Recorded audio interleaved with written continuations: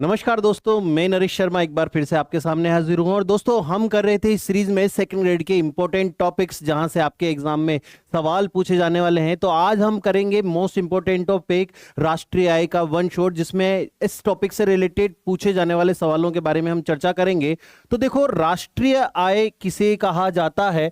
तो राष्ट्रीय आय की सिंपल सी एक डेफिनेशन मैं आपको बता देता हूं। तो किसी भी देश के सामान्य निवासियों के द्वारा एक वित्तीय वर्ष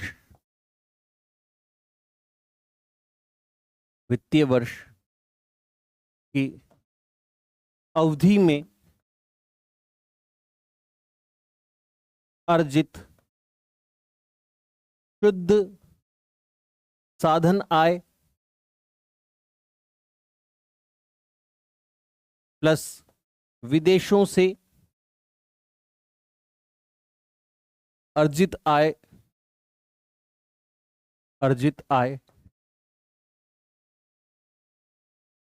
व अंतिम निर्मित वस्तुओं व सेवाओं का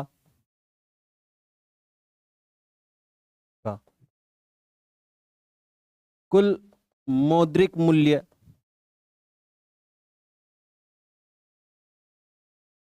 राष्ट्रीय आय कहलाता है। ठीक है। तो किसी देश के सामान्य निवासियों के द्वारा एक वित्तीय वर्ष की अवधि में अर्जित शुद्ध साधन आय, विदेशों से अर्जित आय व अंतिम निर्मित वस्तुओं सेवाओं का कुल मौद्रिक मूल्य का योग जो है, मूल्य का योग राष्ट्रीय आय कहलाता है। चलिए, तो इनके बारे में बारी बारी से समझ लेते हैं। देखो, सामान्य निवासी किसे कहा जाता है? तो देखो, सामान्य नागरिक और सामान्य निवासी में दोनों में डिफरेंस होता है। सामान्य नागरिक जन्म से या कानूनी प्रक्रिया से नागरिकता लेने से है, जिसके तहत उसके पास वोटिंग अधिकार और संविधान के कुछ अधिकार भी उसके प्राप्त हो जाते हैं। जबकि सामान्य नागरिक से आशय है कि कोई विदेशी व्यक्ति भी हो सकता है। सामान्य निवासी कोई विदेशी व्यक्ति भी हो सकता है, बस शर्ते वो दो सिचुएशन को पूरा कर रहा हो कि उसे देश में रहते हुए क्या हो चुका हो, 1 वर्ष से अधिक का समय हो चुका हो और उसकी आर्थिक अभिरुचि जो है देश में ही हो, मतलब वो कमा यहां रहा हो, निवेश भी यहीं करने का सोचता हो, खर्चा भी यहीं करने का सोचता हो, तो ऐसे व्यक्ति को सामान्य निवासी माना जाता है। तो इसके द्वारा अर्जित आय भी राष्ट्रीय आय में जोड़ी जाएगी। ठीक है। नेक्स्ट, इसके अलावा हम बात करें शुद्ध साधन आय। शुद्ध साधन आय किसे कहते हैं? देखो, तो आय जो है दो तरह की आय होती है। एक तो होती है साधन आय और एक होती है हस्तांतरित आय, ट्रांसफर इनकम इसको बोलते हैं। तो देखो, दोनों में क्या अंतर है? तो साधन आय किसे बोलते हैं? तो ऐसी आय जिसे अर्जित या कमाया गया हो। ठीक है। तो ऐसी आय जिसे अर्जित किया गया हो या कमाया गया हो क्या कहलाती है? साधन आय कहलाती है। जबकि हस्तांतरित आय बिना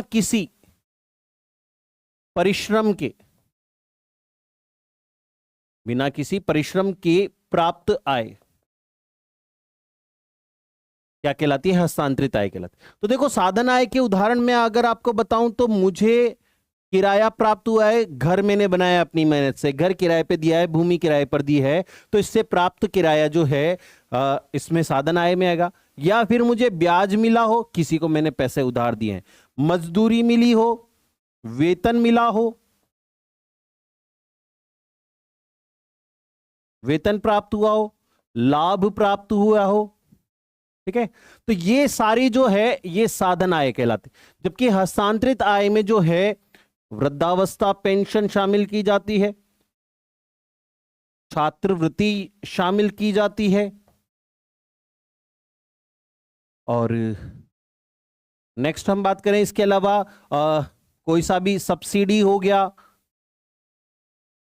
किसान सम्मान निधि की तरफ से कोई सा भी अनुदान मिल रहा है, तो फ्री की इनकम जिसके लिए कोई मेहनत नहीं करनी पड़ती है, हस्तांतरित आय कहलाती है। हस्तांतरित आय को राष्ट्रीय आय में शामिल नहीं किया जाता है, जबकि साधन आय को राष्ट्रीय आय में शामिल किया जाता है।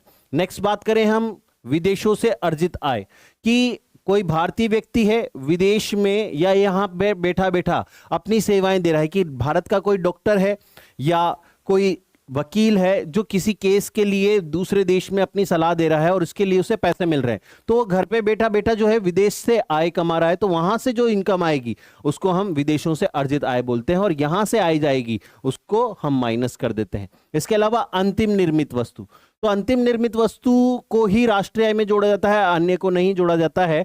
जैसे अंतिम निर्मित वस्तु में अगर मैं कहूं कि भाई दूध है, तो दूध का अगर मैं डायरेक्ट कंजप्शन कर लूं तो वो अंतिम वस्तु है, लेकिन अगर दूध का इस्तेमाल मिठाई बनाने में किया जा रहा है तो दूध का वैल्यू नहीं जोड़ी जाएगी, डायरेक्ट अंतिम मूल्य जो है मिठाई बन रही है उसकी कीमत जोड़ी जाएगी। तो यहां पर राष्ट्रीय आय की गणना के समय अंतिम निर्मित वस्तुओं को ही जोड़ा जाता है, तो इनका मौद्रिक मूल्य का योग जो है राष्ट्रीय आय कहलाता है। अब राष्ट्रीय आय की कुछ अवधारणाएं हैं, राष्ट्रीय आय की कुछ अवधारणाएं हैं, जैसे कि हम बात करें सबसे पहले जीडीपी। जीडीपी का मतलब होता है gross domestic product, gross domestic product. Hindi में इसको हम बोलते हैं सकल घरेलू उत्पाद।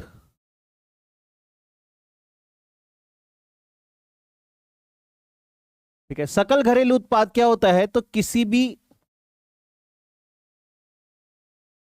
देश की भौगोलिक सीमा, भौगोलिक सीमा में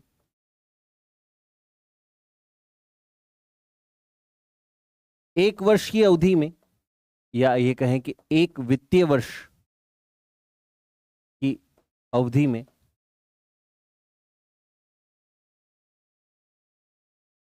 इसको भौगोलिक की जगह मैं आर्थिक कर देता हूं, ठीक है, आर्थिक सीमा कर सकते हैं इसको, ठीक है। तो किसी भी देश की आर्थिक सीमा में एक वित्तीय वर्ष की अवधि में उत्पादित समस्त अंतिम वस्तु व सेवाओं के बाजार मूल्य के योग को राष्ट्रीय आय कहा जाता है, राष्ट्रीय आय कहा जाता है, ठीक है। तो ये जीडीपी होता है, और जीडीपी से ही इसी प्रकार की दूसरी अवधारणाएं भी हम देखते हैं। तो सबसे पहले तो जीडीपी मैंने आपको बता ही दिया, जिसका अर्थ होता है ग्रॉस डोमेस्टिक प्रोडक्ट, ठीक है। फिर दूसरा होता है एनडीपी, इसको हम बोलते हैं नेट डोमेस्टिक प्रोडक्ट। फिर हम बोलते हैं जीएनपी,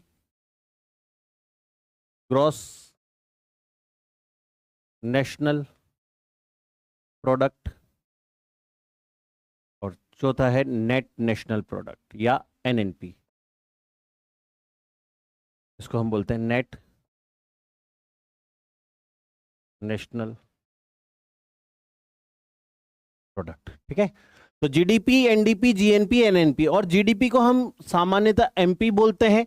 वैसे सभी चीजें दो मूल्य पर निकाली जाती है, एक बाजार मूल्य पर जिसको बोलते हैं मार्केट प्राइस, और एक साधन लागत पर जिसको हम बोलते हैं फैक्टर कॉस्ट। तो यहां पर ये चार अवधारणाएं हैं, चारों अवधारणाएं कैसे ज्ञात की जाती है, तो यहां पर चलिए मैं आपको समझा देता हूं, और इसके साथ में एक और चीज हमें समझनी पड़ेगी, मूल्यह्रास।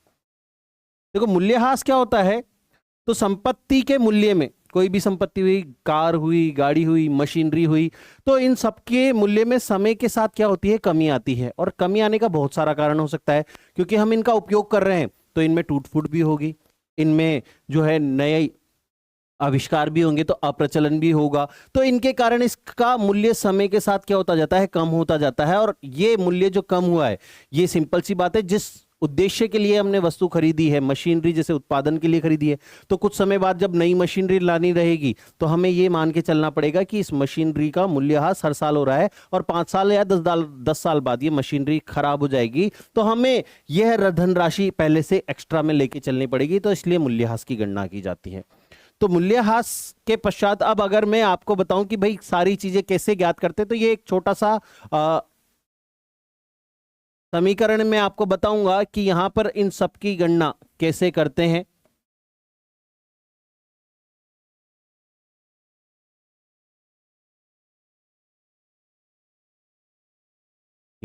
चारों चीजें मैंने यहां पर लिख दी है आपके सामने। तो चलिए बात करते हैं हम कि मेरे पास जीडीपीएमपी दिया हुआ है और मुझे ज्ञात करना है एनडीपीएमपी। तो जीडीपी से एनडीपी ज्ञात करने के लिए कि मुझे जीडीपी से कहां जाना है, एनडीपी पर। तो यहां पर देखो डीपीएमपी डीपीएमपी सेम है और मुझे क्या करना है, यहां पर बदलना है किसको, ग्रोस को। ग्रोस को बदलना है मुझे, ग्रोस को नेट में बदलना है। नेट को बोलते हैं शुद्ध और ग्रोस को बोलते हैं सकल। तो मुझे क्या करना है, सकल को बदलना है शुद्ध में, ठीक है। तो मुझे सकल को शुद्ध में बदलना है। तो यहां पर सकल को शुद्ध में बदलने के लिए मैं क्या करूंगा, मैं घटा दूंगा क्या, मूल्यह्रास। क्या कर दूंगा, मूल्यह्रास को घटा दूंगा। और अगर मुझे यहां से यहां पर आना है तो मैं क्या कर दूंगा, मूल्यह्रास को जोड़ दूंगा, ठीक है। तो ये मूल्यह्रास को जोड़ दिया जाएगा। तो ग्रॉस बड़ा होता है, इसमें सभी तरह के खर्चे शामिल कर लेते हैं, लेकिन मैं अगर अपनी असली बचत, असली आय ज्ञात करना चाहूं तो मैं यहां पर क्या कर दूंगा, ग्रॉस में से मूल्यह्रास को घटा दूंगा। तो यही चीज मुझे जो है यहां से यहां पर जाने के लिए करनी पड़ेगी। तो मैं क्या कर दूंगा, घटा दूंगा क्या, मूल्यह्रास, ठीक है। तो मुझे मूल्यह्रास घटा दूंगा। और अगर मुझे इधर से इधर आना है तो मैं क्या करूंगा, मूल्यह्रास को जोड़ दूंगा, तो प्लस कर दूंगा मूल्यह्रास। तो ग्रॉस डोमेस्टिक प्रोडक्ट को नेट डोमेस्टिक प्रोडक्ट में बदलने के लिए या सकल घरेलू उत्पाद को शुद्ध घरेलू उत्पाद में बदलने के लिए क्या करना पड़ता है, मूल्यह्रास को घटाना पड़ता है। और अगर मेरे को इधर से इधर आना है तो मुझे क्या करना पड़ेगा, मूल्यह्रास को जोड़ना पड़ेगा, ठीक है।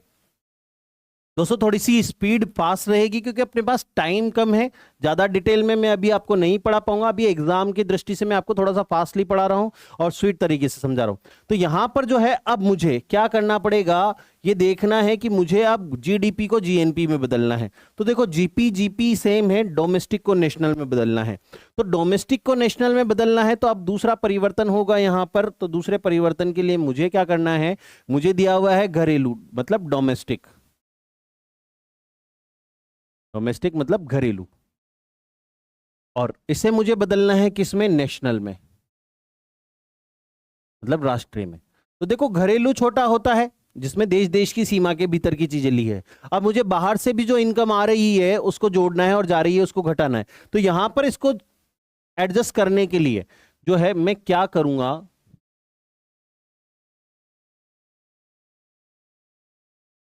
ठीक है।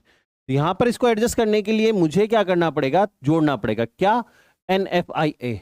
एनएफआईए क्या होता है, तो इसको बोलते हैं विदेशों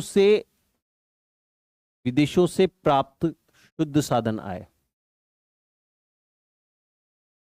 साधन आय, net factor income from abroad, विदेशों से प्राप्त शुद्ध साधन आय इसको बोलते हैं। और अगर मुझे इधर से इधर आना है, ठीक है, तो इधर से इधर आना है तो जस्ट अपोजिट कर दूंगा। तो मैं क्या कर दूंगा, माइनस एनएफआईए, ये मैं माइनस एनएफआईए कर दूंगा। तो यहां पर अगर मुझे ग्रॉस से सॉरी डोमेस्टिक से नेशनल बनाना है तो जोड़ दूंगा क्या, एनएफआईए को मैं जोड़ दूंगा। और अगर मुझे इधर से इधर जाना है, ठीक है,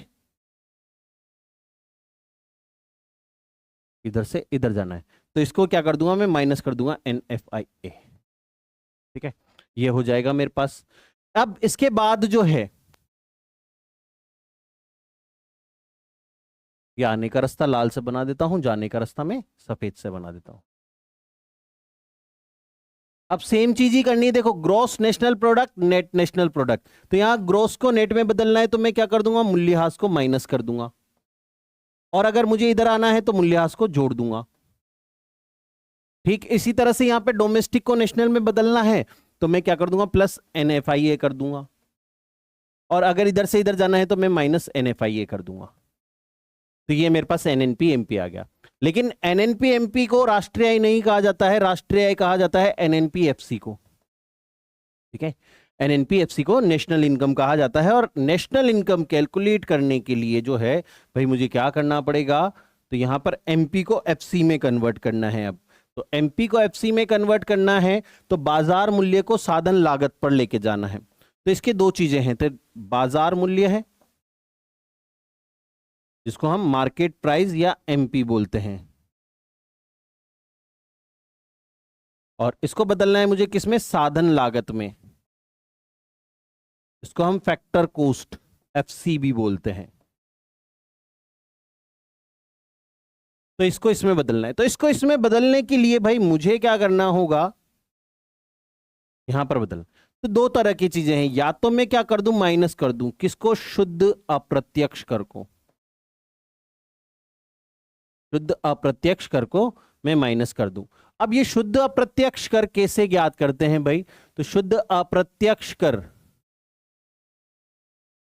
ज्ञात करने के लिए क्या करना पड़ता है, अप्रत्यक्ष करों में से, अप्रत्यक्ष कर में से घटा दिया जाता है क्या, अनुदान या सब्सिडी। अनुदान या सब्सिडी को घटा देंगे अगर, तो ये आ जाएगा मेरे पास, शुद्ध अप्रत्यक्ष कर को घटा दूंगा। और अगर मुझे इधर से इधर आना है तो मैं क्या कर दूंगा, प्लस कर दूंगा शुद्ध अप्रत्यक्ष कर। ठीक है, शुद्ध अप्रत्यक्ष कर को मैं क्या कर दूंगा, जोड़ दूंगा। अगर मैं ये नहीं करना चाहता हूं या करना चाहता हूं तो मैं क्या करूंगा, अनुदान को तो जोड़ दूंगा और अप्रत्यक्ष कर को घटा दूंगा। ठीक है, और अगर ऐसा इधर करना है तो इधर अनुदान माइनस हो जाएगा और अप्रत्यक्ष कर, कंफ्यूज मत होना यहां पर, क्योंकि ये शुद्ध है और ये सादा अप्रत्यक्ष कर है। ठीक है, चले तो यहां पर जो है अब बाजार मूल्य को जो है अगर मुझे इसमें बदलना है तो मैं क्या कर दूंगा, माइनस शुद्ध अप्रत्यक्ष कर, शुद्ध अप्रत्यक्ष कर को घटा दूंगा। और अगर मुझे इधर से इधर आना है तो मैं कर दूंगा शुद्ध अप्रत्यक्ष कर। ठीक है, तो ये एनएनपीएफसी को ही राष्ट्रीय आय कहा जाता है। भाई यहां से बहुत सारी बार सवाल पूछा गया है कि भाई शुद्ध साधन लागत पर ज्ञात शुद्ध राष्ट्रीय उत्पाद जिसको हम बोलते हैं एनएनपीएफसी। ठीक है, तो इस एनएनपीएफसी को ही क्या कहते हैं, राष्ट्रीय आय कहा जाता है। तो यही क्या है, राष्ट्रीय आय है। ठीक है, अब देखो सवाल कैसे पूछा जाता है, तो सवाल मैं बता देता हूं आपको कि भाई मुझे दिया हुआ है क्या, जीडीपी एमपी।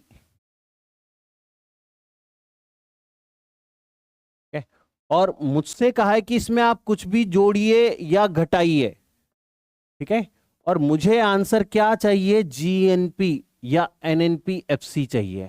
ठीक है, तो अब देखो जीडीपी एमपी है, मुझे एनएनपीएफसी बनाना है। तो यहां पर देखो अब हम वही करेंगे जो हमने सीखा है कि यहां पर जी है, यहां पर एन है, तो इसको ग्रॉस को नेट में बदलना है। तो ग्रॉस को नेट में बदलना है तो मूल्यह्रास को क्या कर देंगे, घटा देंगे। ये मूल्यह्रास घटा दिया।